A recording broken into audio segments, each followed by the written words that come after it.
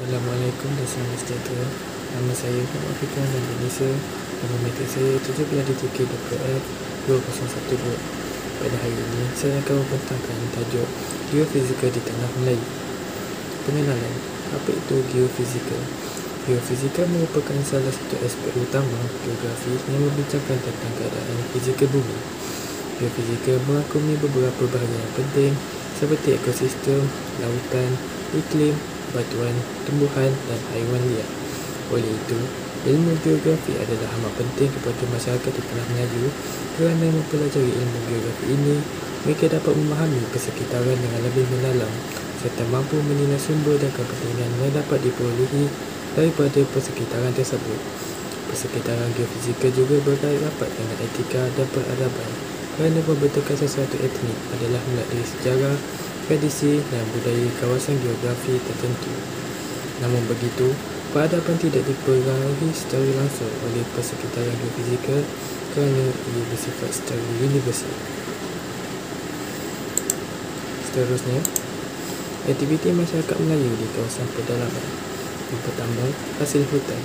Masyarakat Melayu yang tinggal di kawasan pedalaman, aktiviti yang mereka lakukan ialah memungut hasil hutan seperti agar kayu, kayu barus, rotan, kayu cendana, dama, lilin serta buah-buahan. Hal ini yang demikian kerana masyarakat Melayu pada masa itu mula mempelajari kepentingan hasil hutan dan kelebihan tumbuh-tumbuhan tradisional. Sebagai contoh, akar kayu dan kayu cendana boleh dijadikan sebagai ubatan tradisional, rotan boleh dijadikan sebagai bakul untuk mengangkut buah-buahan, dan lilin yang diperbuat daripada lemah haiwan merupakan sumber cahaya mereka pada waktu malam. Yang kedua, memburu binatang. Masyarakat Melayu yang tinggal di kawasan pedalaman juga melakukan aktiviti memburu seperti memburu kancil, rusa, seladang dan ayam hutan. Aktiviti ini dilakukan oleh masyarakat Melayu yang tinggal di kawasan pedalaman kerana faktor geofizikal hutan tersebut yang kaya dengan pelbagai jenis hasil hutan.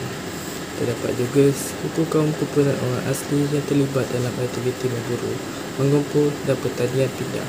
Misalnya, dengan kemahiran dan pengalaman yang ada di dalam diri, masyarakat Melayu dapat meneruskan kehidupan dan menjadikan kehidupan mereka sedikit selesa dengan mempunyai tempat tinggal dan makanan yang mencukupi. Pengajaran, oleh itu, sebagai seorang rakyat Malaysia yang prihatin, kita hendaklah menghargai setiap keperitan dan kepahitan yang dialami oleh masyarakat Melayu pada masa dahulu agar kita dapat menjadi seorang insan yang bersyukur, justru dapat menjadi seorang insan yang menyumbang kepada kemajuan di negara kita, iaitu Malaysia. Nama saya Muhammad Haziq Haikal bin Muhammad Rozi. Nombor metrik saya 17DTK20F 2010. Geofizikal masyarakat Melayu di sungai. Pengenalan, sungai juga merupakan salah satu persekitaran geofizikal yang mempengaruhi etika dan peradaban di Malaysia. Masyarakat yang tinggal di pinggir sungai dapat meneruskan kehidupan kerana adanya sumber air dan makanan di pinggir sungai. Selain itu, masyarakat dapat melakukan aktiviti bertani, menternak dan sebagainya. Masyarakat boleh bertani dan bercucuk tanam kerana adanya sumber air seperti sungai. Sumber air sangat penting untuk tanaman kerana untuk menyuburkan tanah dan tanaman. Contoh tanaman yang boleh ditanam ialah pokok pisang, pokok tebu, ubi kayu dan sebagainya. Selain tanaman pokok-pokok, masyarakat juga boleh menanam buah-buahan. Masyarakat juga boleh menjual hasil tanaman di pasaran. Ini adalah contoh bertani dan bercocok tanam.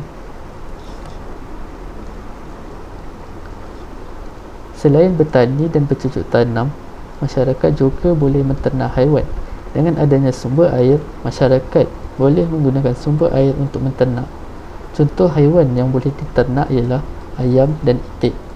Hasil penternakan haiwan boleh dimakan maupun dijual di pasaran. Ini adalah contoh gambar penternakan.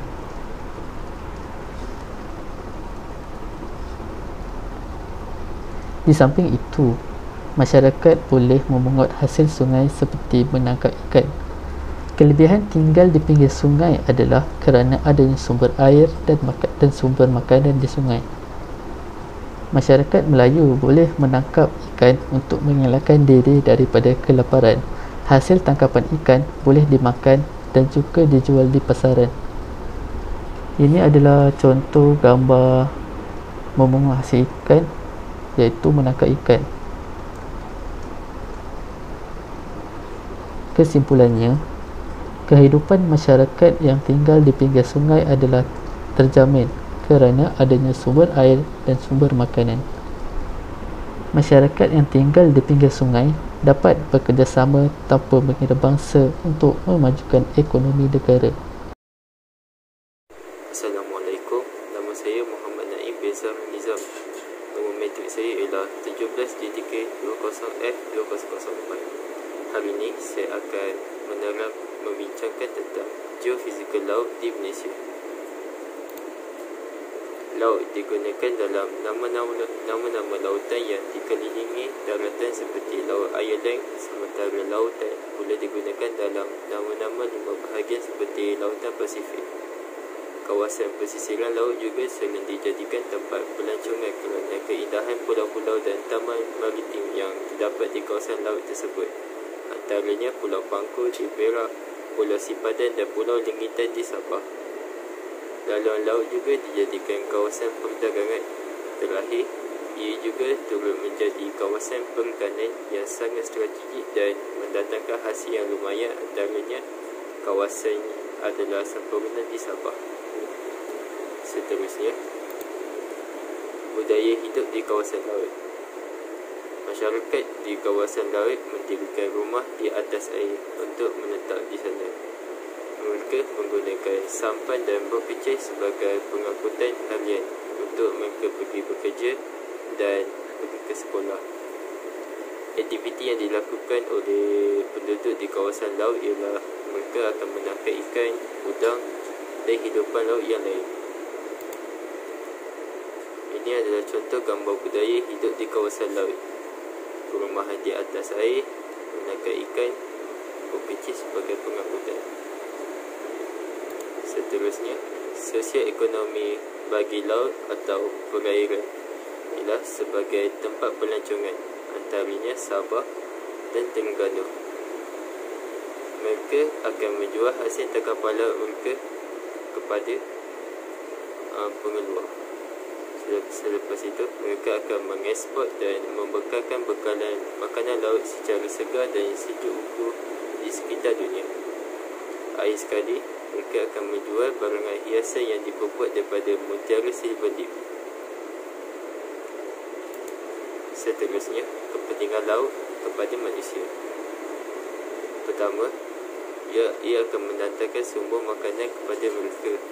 Seterusnya, sebagai sumber pendapatan kepada para nelayan dan sebagainya. Ia juga sumber perikanan seperti di kawasan Sampurna di Sabah dan Kemaman di Terengganu. Selain itu, ia menjadi sumber air utama kepada hidupan di bumi dan menjadi jalan perhubungan dan pengangkutan kepada mereka. Akhir sekali, ia menjadi kawasan rekreasi oleh masyarakat di sana.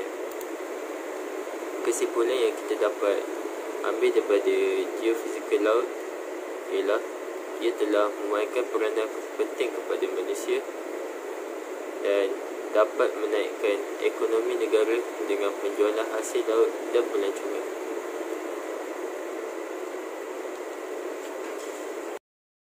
Saya Muhammad Mahathir Menasman, sambungan daripada Perbentangan Kepulauan 1 Faktor Geofizikal Mempengaruhi Pembinaan Etika dan Peradaban di Malaysia. Okey, seterusnya, geofizikal ketika perjalanan British terhadap tanah Melayu. Pengenalan keadaan fizikal ataupun ciri fizikal bumi merujuk kepada bentuk muka bumi seperti kawasan tanah tinggi, tanah bawah, pinggir laut dan salingan air.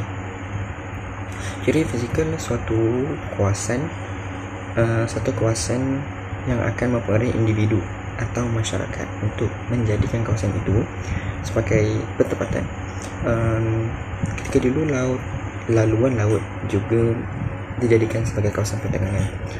Ia juga turut menjadi kawasan perikanan yang sangat strategik dan mendatangkan hasil yang lumayan. Antara kawasannya adalah Semporna di Sabah. Penjajahan British. Semasa penjajahan British, antara faktor menyebab geofizikal ketika dulu berubah. Kesesuaian tanah dan iklim telah menyebabkan aktiviti penanaman getah giat dijalankan dengan kemasukan imigran dari India bagi mengusahakan ladang getah. Bukan itu saja, tanah Melayu juga kaya dengan kawasan lombong biji timah. Hal ini secara tidak langsung menyebabkan kerajaan British mengimport buah asing dari China bagi mengusahakan kawasan lombong biji timah, manakala Melayu pada ketika itu lebih berminat untuk mengusahakan tanah sendiri dan tinggal di kawasan perkampungan. Seterusnya, ketika itu perkembangan dalam sektor getah dan peleburan biji timah, ia juga telah meningkatkan ekonomi tanah Melayu dan juga membantu dalam peningkatan peradaban masyarakat di tanah Melayu. Namun ia telah menyebabkan pembahagian pertempatan mengikut kaum dan pekerjaan. Seterusnya ada beberapa gambar contoh geofizikal ketika dulu. Kalau kita boleh lihat di bahagian atas, kiri dan kanan, peleburan biji timah di sebelah kiri di Perak ketika dulu, dan ini sebelah kanan Selangor. Di bawah tu penanaman getah. Secara kesimpulannya, peradaban secara umumnya adalah sejumlah pencapaian dan pembangunan dalam segala pelakuan dan kemajuan tinggi, baik halus dan sopan. Pendedahan terhadap mengenali latar belakang etika dan peradaban masing-masing pula boleh memupuk rasa persefahaman antara satu sama lain. Seterusnya, kita juga boleh menggunakan sumber semula jadi tanpa kesan yang lebih besar terhadap alam sekitar. Seterusnya, kita juga dapat memahami persekitaran dengan lebih mendalam serta mampu menilai sumber dan peluang yang dapat diperoleh daripada persekitaran. Ini adalah sumber rujukan saya. Assalamualaikum. Saya Muhammad Aikal Hairi Syam bin Muhammad Rasmadi, nombor matrik 17 TK 20F 2026. Okey, kita tajuk saja geofizikal di Melaka. Pengenalan. Kedudukan Melaka yang strategik dapat membantu membangunkan sebuah penempatan dan memperoleh sumber-sumber semula jadi dengan mudah untuk kelangsungan kehidupan. Ini kerana Selat Melaka, iaitu kawasan perairan sempit yang memisahkan semenanjung Malaysia dan Pulau Sumatera Indonesia, merupakan perhubungan utama antara Lautan Hindi dan Lautan Pasifik. Ia merupakan salah satu laluan kapalan dan terpenting di dunia. Oleh hal demikian, ramai penduduk asing yang akan singgah di Pelabuhan Melaka. Secara tidak langsung, perkara ini membawa kepada pembinaan etika dan peradaban di Malaysia. Melaka terletak di laluan perdagangan timur dan barat. Yang pertama, menjadi tumpuan pedagang-pedagang asing. Selain itu, menjadi penyambung pasaran perdagangan utama dunia. Dan di samping itu, Melaka terkenal sebagai pusat perdagangan yang pesat. Hal ini kerana kedudukannya yang strategik dan daripada sudut geofizikal, iaitu terletak di tengah jalan perdagangan antara China dan India. Ini adalah contoh Melaka duduk antara China dan India. Okey, seterusnya, pusat perdagangan yang pesat. Yang pertama, kapal-kapal melabur dengan mudah. Pelabuhan Melaka juga terlindung daripada angin monsun dan kedudukannya agak dalam dan jauh daripada Paya Bakau. Selain itu, kaya dengan hasil bumi yang tersedia, ada seperti emas dan hasil hutan. Ini adalah gambaran pusat perdagangan Melaka. Kedudukan Melaka yang strategik. Ini menjadi petunjuk kepada pedagang yang ingin berlayar ke Melaka mempunyai tempat yang strategik untuk mengawasi Selat Melaka. Akhir sekali, kedudukan sesuatu tempat yang sesuai dapat membantu membangunkan sesebuah penempatan dan memperoleh sumber-sumber semula jadi untuk kelangsungan kehidupan masyarakat. Dan untuk penutup, jelaslah di sini bahawa kita dapat melihat bahawa persekitaran geofizikal mempengaruhi pembinaan etika dan peradaban di Malaysia. Oleh itu, generasi kita hendaklah memartabatkan etika dan peradaban yang telah diajari secara turun-temurun sejak dahulu kala, agar rakyat Malaysia sentiasa mempunyai etika dan peradaban. Okey. Sekian, terima kasih. Itu saja daripada grup kami.